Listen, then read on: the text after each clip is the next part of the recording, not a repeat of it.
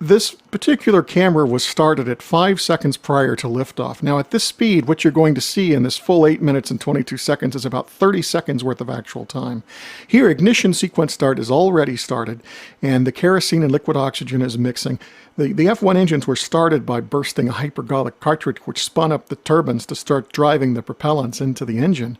Now you're seeing that liquid oxygen and kerosene mixing and billowing up in the initial stage of starting up those engines. Now when it reached full thrust and started to get thrust from those 5 engines, 7.5 million pounds, you see how it sucks all the material back down underneath the vehicle.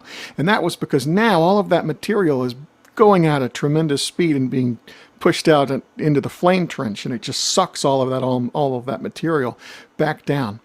On the right, you see 2 tail service masts. There's a third one on the other side of the vehicle, and around the vehicle you also see 4 hold-down arms. Now the vehicle sat on those hold-down arms. There was a mechanism inside there that held it onto the launch pad until liftoff. At T-0, those would release after they got the proper signal from the engines that all 5 engines were running properly. It would release, and as soon as it released, those tail service arms would move, and all the mechanisms would go up into a hood underneath those hoods so that they would be protected from the exhaust of the engines. You see ice coming down now off the vehicle. You know that the space shuttle is real concerned about debris coming off the external tank, which is insulated. And the reason for that is the thermal protection system on the space shuttle, which sits on the side, is very delicate and can't be hit by that much. But the Saturn V had no such problem. So the Saturn V's liquid oxygen tank on the first stage wasn't insulated, so you get a lot of ice coming off of it when it hits the vibration. Now you see liftoff has happened, the tail service masts are pulling back up into the hoods, the F1 engines are coming up, and you see that dark band of gas that's coming out of those engines all around, and then you'll see it get to the really bright part. Now that cool gas, it's cooler gas is the reason it's dark, that's coming from the turbine exhaust. And the turbine exhaust is dumped into the engine around the inside of that nozzle, so it would be cooler and would act as something of an insulator on that nozzle extension so it wouldn't get too hot. That central gas is what's coming out of the engine injector, where the liquid oxygen and the kerosene's being mixed together, coming out of that injector.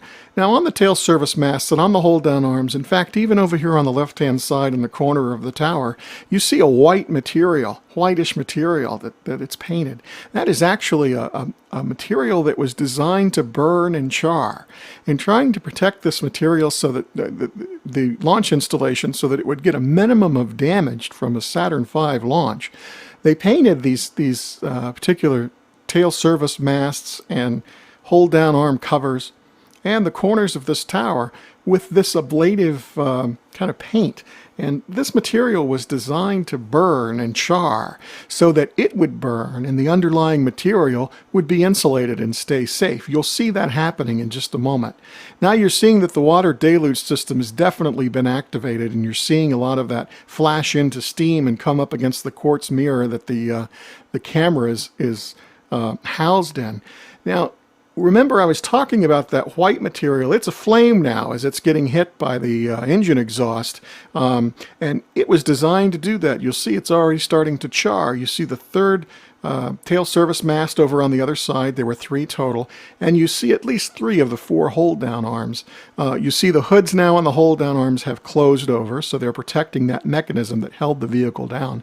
And you see that all of that material that's in the exhaust is now afire on its own.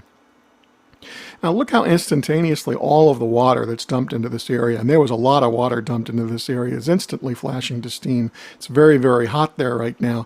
And as that tower over here on the left, you see it's starting to burn as well.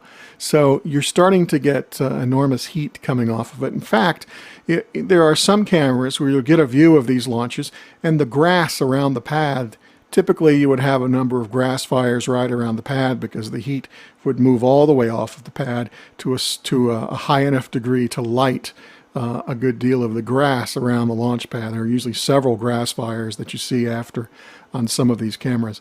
Now you see that white material really burning now, including over here on the tower. You see the water deluge system is full on.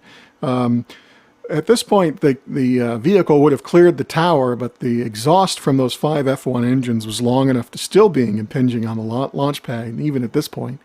All of the white area you see, which is aflame, is that char material. There's an enormous amount of water being poured down into the flame trench and down through the hole, as well as you see some nozzles here on the base of the mobile launcher that are dumping water right onto the mobile launcher. And at this point, there's also water coming from above in order to shield that tower.